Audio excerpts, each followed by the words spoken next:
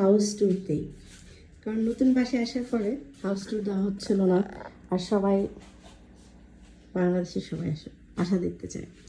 আর আজকে যেহেতু আন্টি আসবে আর এইডেন বাসায় নাই, তো যেভাবে গুছিয়েছি ঠিক সেভাবেই আছে।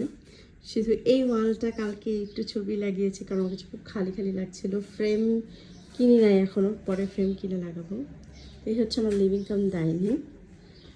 একটু ডাইনিং স্পেসটা বেশি ছোট হয়ে গেছে, ওটা আমার বারান্দা। আর যেহেতু এটা নাই, বললাম তো খুব সুন্দর করে গুছানোর পরে কেউ ময়লা নোংরা করার নাই। এটা হচ্ছে আমাদের শাওয়ার রুম।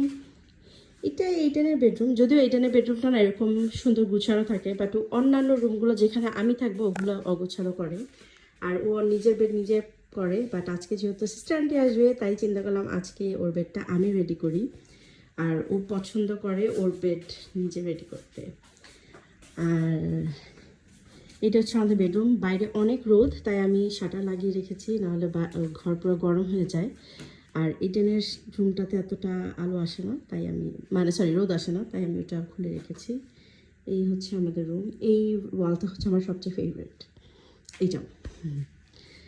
আর এইটা হচ্ছে আমার আন্টির জন্য ওয়েলকাম প্রেজেন্ট।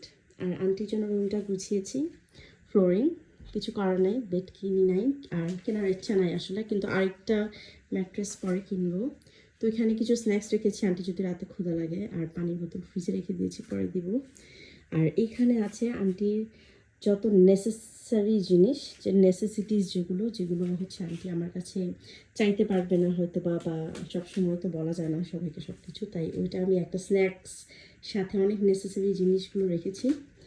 আর এই আয়নাটা আমি কোথাওই লাগাতে পারছি না, কারণ এগুলো সব কার্ডবোর্ডে পড়ে যাচ্ছে, তো আয়না যেহেতু ভেঙে যায়।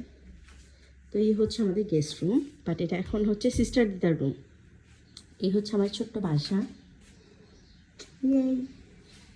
আর এই বাসার না বিফোর অ্যান্ড আফটার ভিডিও করবো একটা।